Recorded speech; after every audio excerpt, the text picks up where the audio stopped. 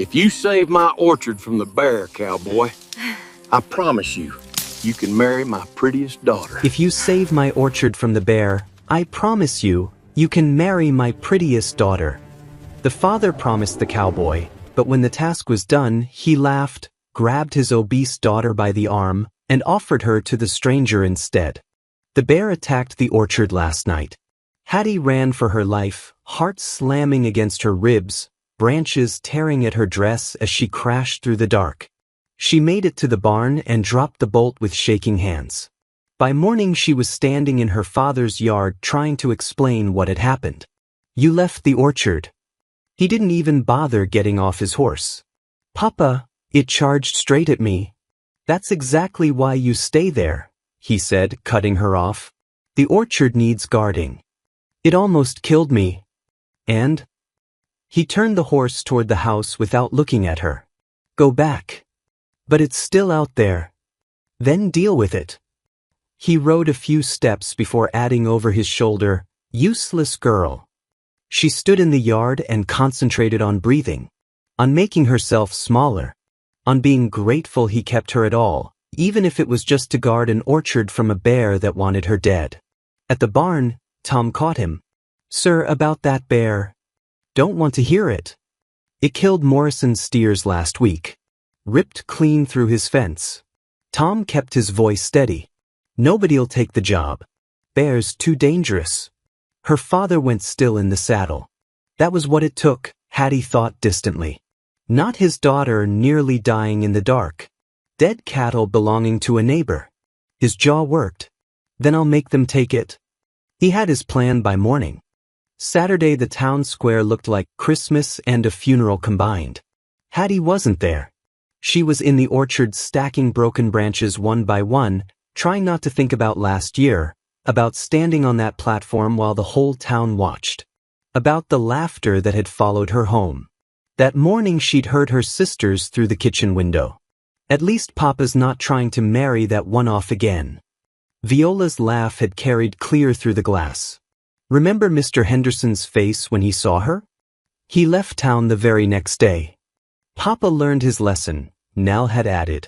Keep her in the orchard where she's useful. At least the work burns off what she eats. The words had settled into Hattie's chest like stones. They weren't wrong. Papa had learned. And she was useful here. That was something. Now she was stacking branches while the rest of the town gathered for something she'd never be part of again. On the platform, her father stood with Viola, Dora, and Nell. They looked like they'd stepped out of a painting, perfect and untouchable and completely unaware of what their father had traded for their safety. "Gentlemen." Nathan's voice carried over the whole square. "There's never been an offer like this in our territory." The crowd pressed in close. "My orchard's got a bear problem. Killed Morrison's livestock. Destroyed 20 of my trees.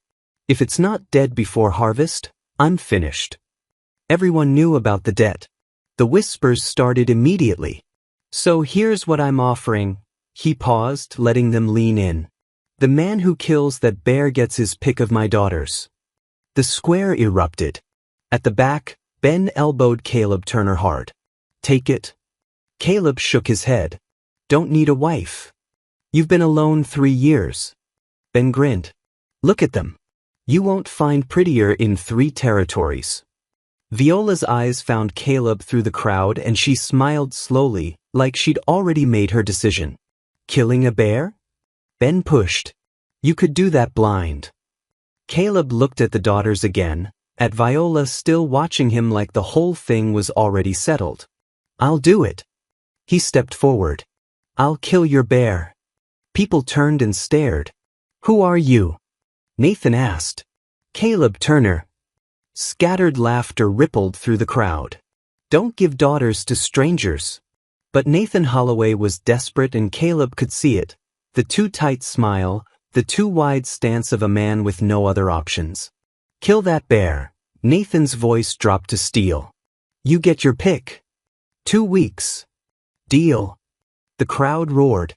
Next morning Caleb walked into the orchard and found her already up a ladder, basket hooked over one arm, moving like she'd done this 10,000 times. How long have you been working here? She nearly dropped the basket and climbed down fast, cheeks flushed. He was a stranger, tall, with a scar across his jaw like someone had once tried to open him up and quit halfway. Sorry, didn't hear you. She caught her breath. You one of Papa's new hands? No. Caleb Turner. Your father hired me to kill the bear. A silence stretched between them. You work for Nathan Holloway?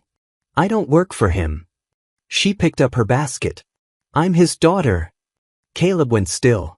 He didn't mention another daughter. She said nothing. Why weren't you at the square? He was announcing. There was a town meeting? Her voice was carefully neutral. Yes, yesterday he offered one of his daughters to whoever kills the bear. She was quiet a moment. Then I hope you succeed. She started to walk away. Wait. He followed. If you're his daughter, why are you out here alone? Bear came through here recently. Someone has to tend the orchard. Does he know you've been tracking it? She stopped and turned slowly. How did you? Your marks on the trees. Broken branches tied with string. You've been mapping its entry points. Her expression shifted, surprise first, then something careful closing behind it. I told Papa 3 months ago it was getting worse. She kept her voice even. He said I was exaggerating. Were you? She pulled a folded paper from her apron and held it out. A map, hand-drawn, with entry points marked and times noted in neat columns and the den location circled twice. Eastern Ridge, she said. Every 3 nights. Hunts at dusk, never dawn. Caleb stared at the paper and then at her. Why are you showing me this? Because you're going to hunt it. She met his eyes without flinching. And I don't want you getting killed doing it. Your father won't listen to me. A beat of silence. Maybe you will. Something in her voice made his chest go tight. I'll listen. She nodded once. He'll come tonight. Eastern Ridge, just after sunset. If you want to see him, I'll show you where to wait. You're coming? It's my orchard. She said it like it meant something real. All right. Tonight then. She walked away carrying her basket of perfect peaches, and Caleb looked down at the map, the detail, the care, 3 months of work done completely alone, and thought about what kind of father sends his daughter to hunt a killer bear by herself. Sunset came orange and low. Hattie found him near the eastern fence. This way. They moved through the trees in silence, and she knew every root, every shadow, every branch. There. She pointed to a fallen log. Wait behind that. Wind's right. He won't smell you. Where will you be? Up that tree. I need to see if he's changing patterns. Before he could argue, she was already climbing, fast and certain. They waited as the light bled away. Then movement in the shadows. The bear came through the trees massive and black and scarred, bigger than Caleb had expected. He raised his rifle slow. The bear's head snapped up and caught their scent and charged. Caleb fired and missed. Run! Hattie dropped from the tree. They ran with the bear crashing through the brush behind them, closing fast. They made it to the barn and slammed the door and dropped the bolt. The bear hit the door once, then twice, and the wood splintered but held. Then silence. They sat on the dirt floor with their backs against the wall, breathing like people who had nearly died, because they had. You missed, Hattie said. I know. He's faster than I thought. Yeah. They sat in the dark listening to their own heartbeats slow. You saved my life, Caleb said finally. You saved mine. We're even then. She laughed, small and real, the first unguarded sound he'd heard from her. He looked at her in the near dark and saw the way she'd moved out there. No panic, no hesitation, just fast thinking and faster feet. I'm going to need your help, he said, to kill this bear. I know. Will you help me? She was quiet a long moment. One of my sisters will marry you when this is done. I know that too. And you still want my help? Yes. She nodded once, settled, like it was decided. They sat until dawn came gray through the cracks in the barn wall, and when they finally stepped outside something had changed between them. Quiet and unspoken, the way things do when two people have nearly died together and chosen to stay anyway. For better or worse. The days fell into rhythm. Dawn, Caleb found her already in the orchard. Dusk they tracked the bear.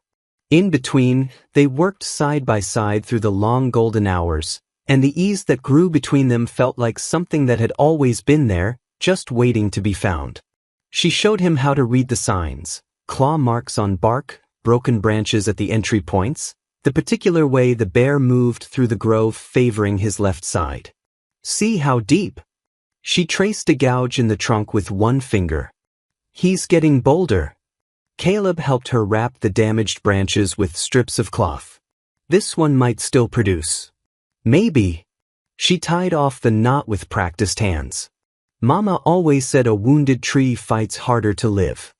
The way she said mama, soft, careful, like the words still hurt to speak, made him go still. She plant all this? Every tree. Hattie's hand stilled on the branch. Said an orchard was a promise to the future. He watched her touch the bark gently, like it could feel her. You're keeping that promise? She looked at him then, something raw moving across her face before she turned away. Someone has to. One evening she had a small fire going near the oldest tree, a cast iron pot bubbling sweet and sharp over the coals, and she was stirring slowly, testing the thickness on a wooden spoon with the focused patience of someone who had done this 1,000 times. Smells like summer, he said. She smiled without looking up. Mama's recipe. She said every peach has a story if you know how to listen. What's this one saying? That it's almost ready. She lifted the spoon toward him. Try. He tasted it and closed his eyes. It was extraordinary, not just good but something deeper, like warmth stored up over a whole season. That's incredible. Her smile went wider and real, the kind she didn't give easily. A few evenings later he asked if he could try something, adding a pinch of cinnamon and a small measure of salt while she watched with skeptical eyes. My grandmother swore by it, he said. Said salt brings out the sweet. She tasted it and went completely still. That's perfect. Their eyes met over the pot. She looked away first and went back to stirring, but the air between them had shifted and neither of them said anything about it. Do your sisters cook like this? He asked one afternoon, she on the ladder and him holding it steady below. I don't know. They don't spend much time in the kitchen. She handed down a peach. Viola plays piano. Dora paints. Nell dances. They sound accomplished. They are. Her voice was careful and neutral in the way of someone choosing their words. He took the peach from her hand and their fingers touched briefly. She pulled back fast and reached for another one. He was doing it again, he realized, imagining Viola with Hattie's hands, Hattie's skill, Hattie's quiet competence in everything she touched. The thought should have embarrassed him. Instead it felt like something coming slowly into focus. The town boys came on a Tuesday, 3 of them loud and careless, there to collect peaches Nathan had promised and apparently feeling entitled to more than that. Hattie was working alone, basket heavy on her arm, when the tallest one grinned at her. No wonder Holloway keeps you hidden. She kept picking without looking up. Who'd want to look at that every day?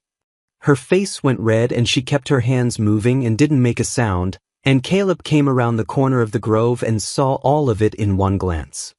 He walked over without hurrying, stood between them and Hattie, and looked at the boy with an expression that required no explanation. Say another word about her and I'll break your jaw. They left fast. Hattie stood with her basket, shaking slightly.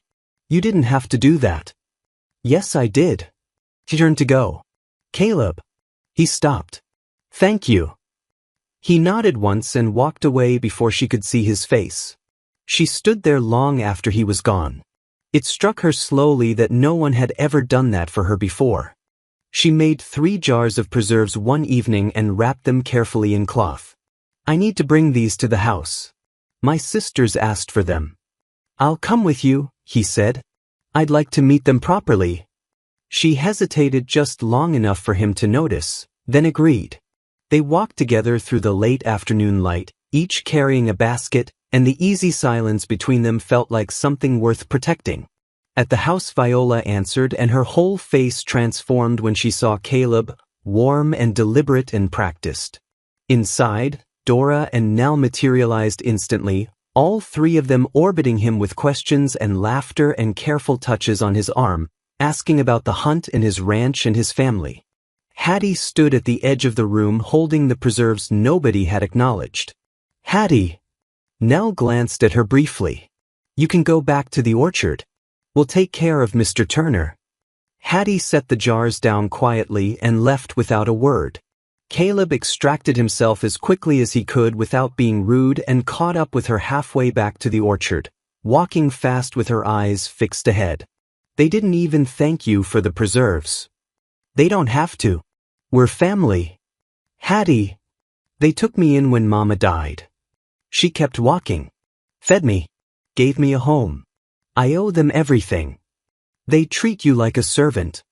She stopped and turned, and her face was carefully composed. "Maybe that's what I am. You're his daughter. You're... Please." Her voice cracked just slightly. "Don't." She walked away faster, and he let her go, standing there in the fading light, understanding something that she couldn't see yet, that whatever cage they'd built around her, she'd lived inside it so long she'd learned to call it kindness. A few days later they were tracking at dusk when the bear appeared without warning, closer than either of them expected, and charged before Caleb could position properly. He fired and hit the shoulder. The bear kept coming. They ran for the barn again, the bear crashing through brush behind them, and made it inside and slammed the door and dropped the bolt, and the bear hit it once, twice, 3 times, the wood groaning and splintering but holding. Then silence. They stood with their backs against the door, Hattie's shoulders pressed against the planks and Caleb's hands braced on either side of her, both of them breathing hard, faces close in the near dark. The bear moved away through the brush, heavy footsteps fading. Neither of them moved for a long moment. He stepped back first. That was close. She nodded and couldn't speak, and the awareness of how close, of everything, stayed in the air between them long after the danger had gone. The second week began with pressure building like weather before a storm. Harvest was days away. The bear was still alive. They tracked more aggressively now, spending long hours moving through the grove together, and in the quiet moments between, fixing fences, grafting damaged branches, sitting by the fire as the stars came out, neither of them spoke about what was growing between them. But both of them felt it.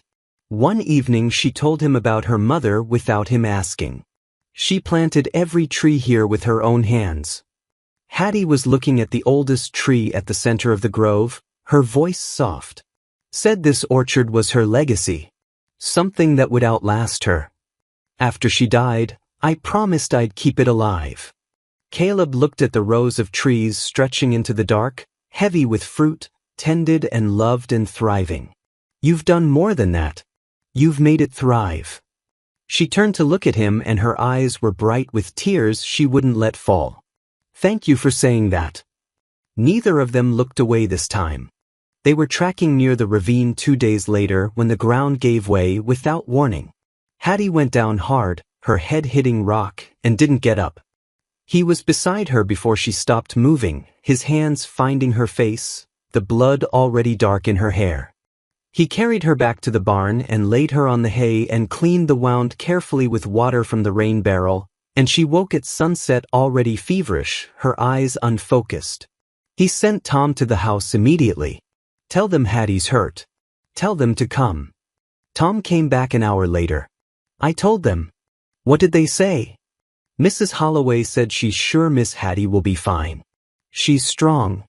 Caleb stayed beside her for 2 days, changing the bandage and bringing water and watching her sleep through the fever, and nobody came. Not her father. Not her stepmother. Not one of her sisters. The fury built in him slowly and quietly, the way serious things do. When she finally woke clear-headed on the 3rd morning, she looked around the empty barn and asked quietly, Did anyone come? He said nothing for a moment. Tom told them the first day. She nodded slowly and looked at her hands. They're probably busy with harvest preparations. He still said nothing. But he understood now with complete clarity what he was looking at. Not a family that was imperfect or distracted or complicated, but people who simply did not care whether she lived or died, as long as the orchard kept producing. She was back picking peaches within days, still moving carefully from the injury, and Caleb watched her and felt something fierce and protective settle permanently in his chest. The sisters arrived midweek with parasols and pretty dresses, Nell and Dora wandering through the grove picking fruit and dropping half-eaten peaches in the grass while Hattie worked around them in silence. Viola went to the barn.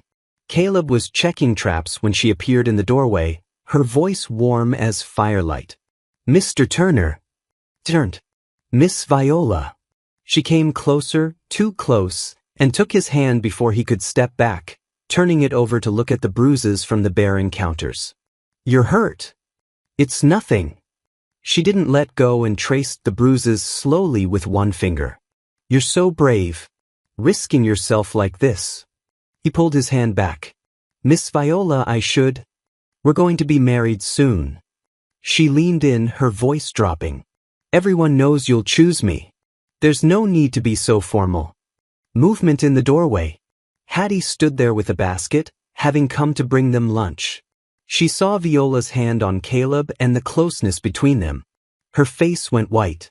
She turned without a sound and walked away. Hattie, Caleb started after her. Viola caught his arm. Let her go. She was just bringing something.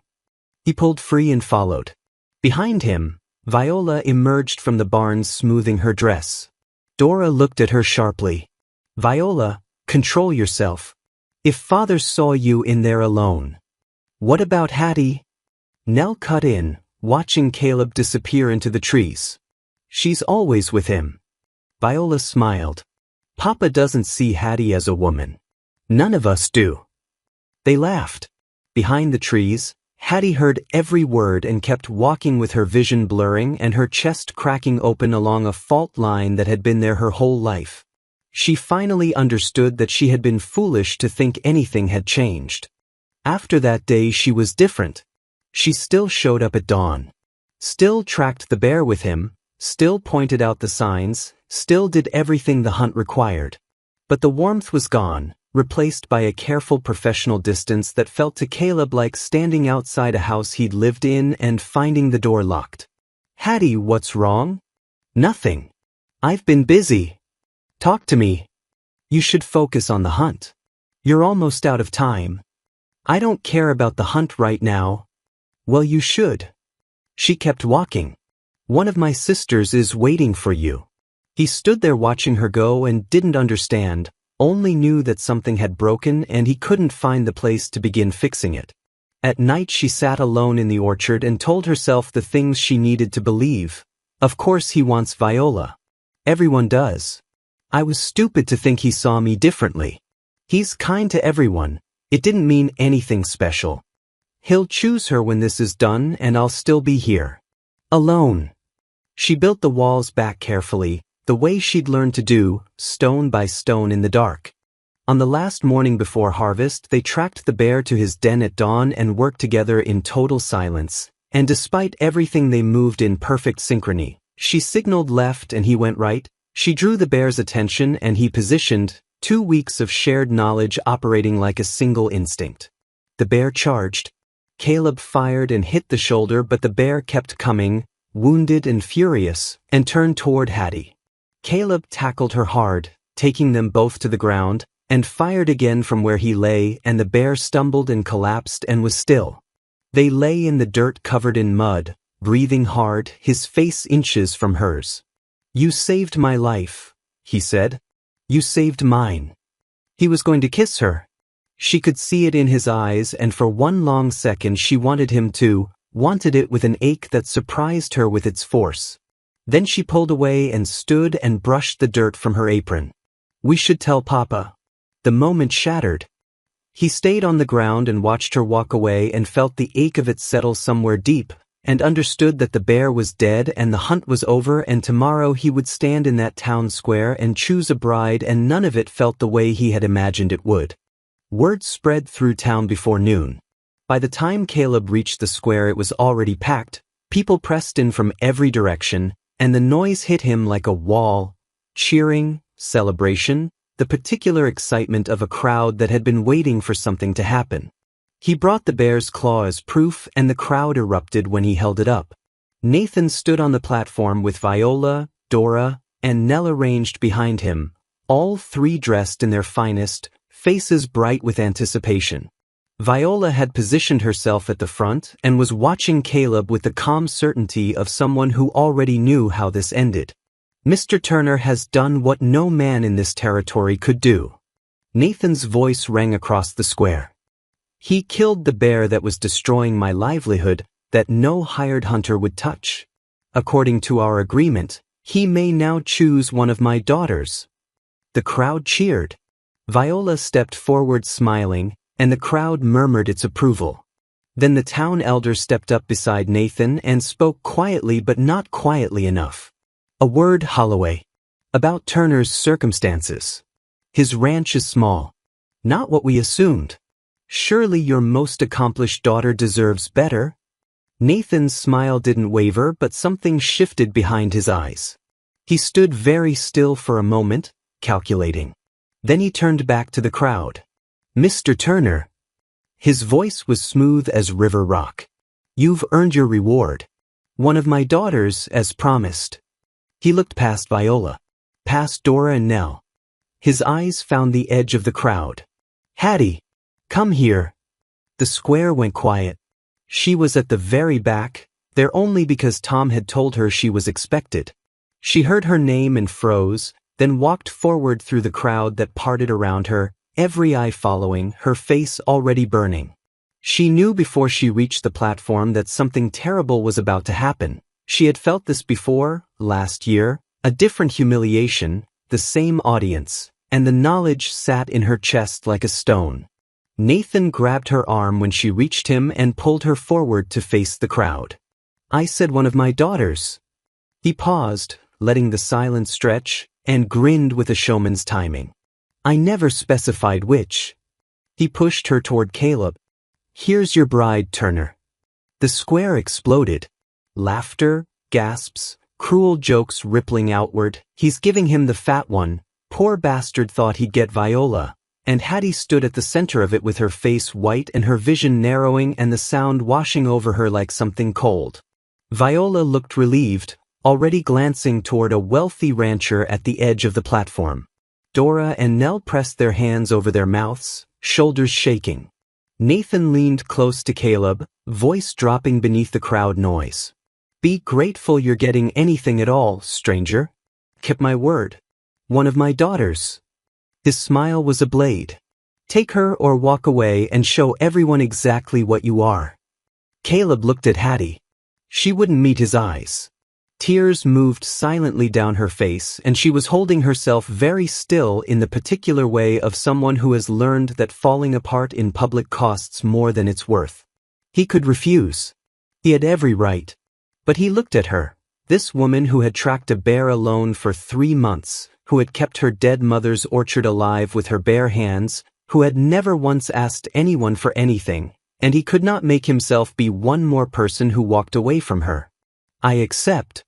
Hattie's legs nearly gave out. The ride to his ranch was silent as a held breath. She sat in the wagon staring at nothing, and he tried once, Hattie, and she didn't respond, and he stopped trying, and they rode through the dark with the laughter of the town still ringing somewhere behind them. At the ranch he showed her a room. She said, thank you, in a voice he didn't recognize, and when he started to speak she said, good night, Caleb, and closed the door. He stood outside with his hands at his sides and no words that could reach her. The weeks that followed were quiet in the way of something gone wrong beneath the surface. She cooked and cleaned and tended the small garden, and he was kind and kept his distance and slept in the barn most nights. At meals they were polite in the manner of strangers who share a space and nothing else. She told herself she already knew the shape of this. He had wanted Viola and gotten her instead, And she was his obligation now, the joke that had become a marriage. She had believed worse things about herself for longer. She knew how to carry it. He stood on the porch at night and stared at the stars, trying to understand why having her here felt emptier than being alone, why he kept thinking about the orchard, the fire, the preserves, her laugh, with an ache he couldn't name. Ben arrived on a Tuesday, congratulations already forming on his lips that died the moment he walked through the door and felt the temperature of the place. Caleb told him everything. Ben listened with his face going darker the further the story went.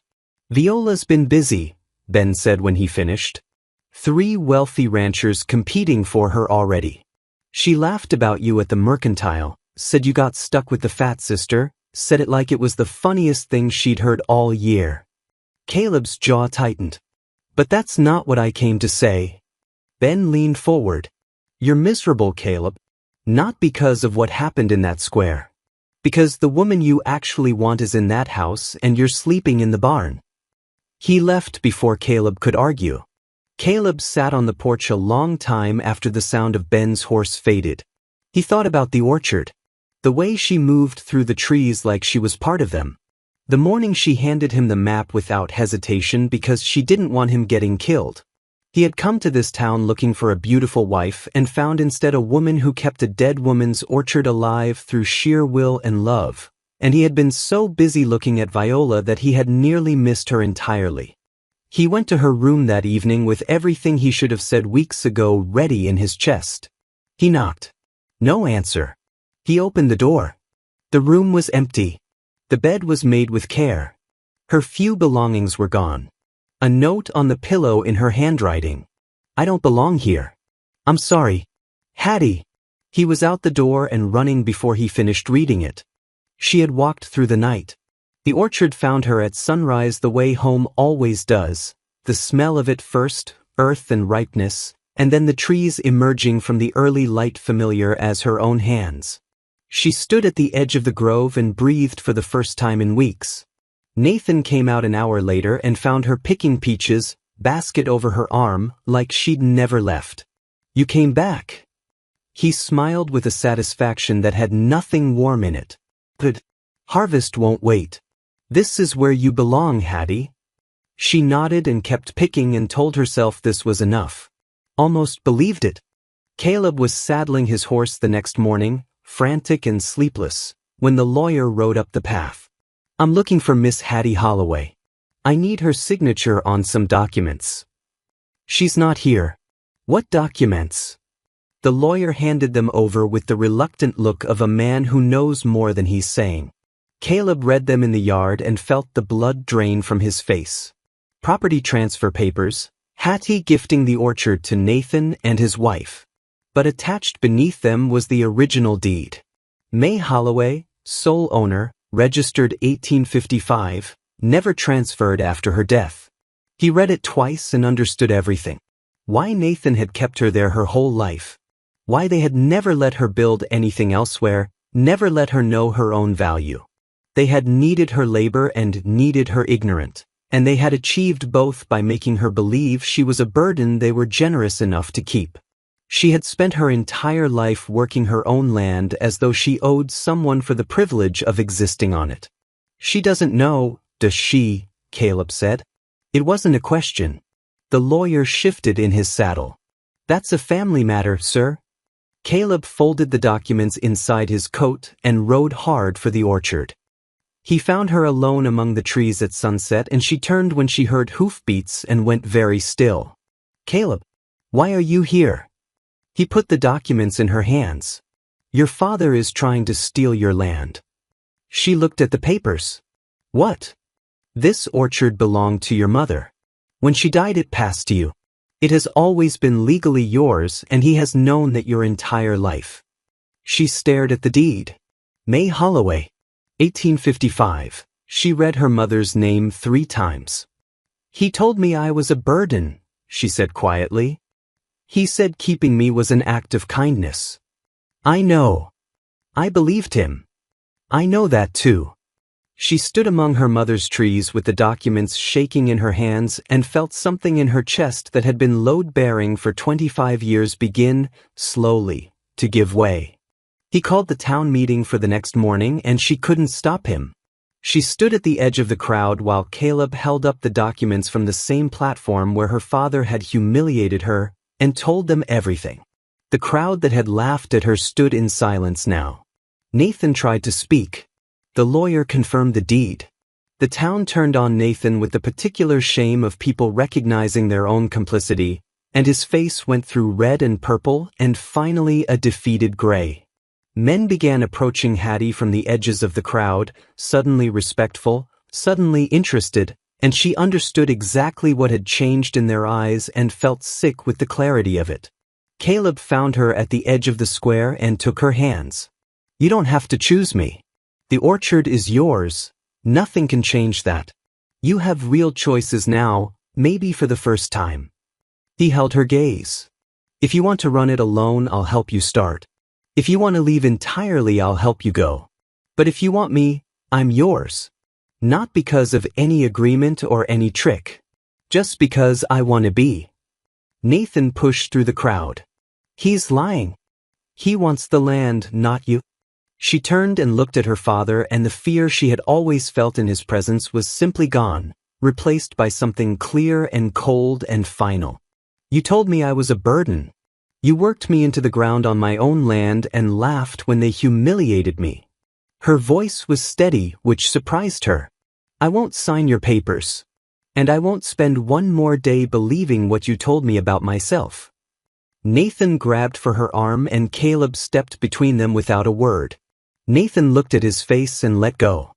They left, Nathan, his wife, all 3 daughters, moving through the parting crowd in furious silence while the town watched and said nothing. The square emptied until it was just the 2 of them in the late afternoon light. "You gave up Viola for me," she said. "I never wanted Viola. I wanted you. I was just too blind to see it until it was almost too late." "I don't know how to do this," she said. "Choose. I've never been allowed to choose anything." "Then don't choose today. I'll be here." "I choose both," she said. "The orchard and you." He pulled her close and kissed her, and she felt the weeks of pain dissolving, and when they broke apart she was crying and she didn't mind. "I love you," he said. "I think I have since the morning you handed me that map." She laughed through her tears. "I love you too. Even when I was certain you wanted my sister. Especially then. Because you were kind to me anyway." Weeks later, the orchard was loud with harvest, workers moving through the rows in the long golden light. Hattie sorted peaches at the base of her mother's tree while Caleb worked the high branches, and when he climbed down he handed her one perfect peach without ceremony, because it was hers. She took a bite and offered it back. They sat together against the broad trunk, his arm around her and her head on his shoulder, and the evening came in slowly over the hills. She was home. She was free. She had been chosen, and she had chosen herself first, and those 2 things were not in conflict anymore.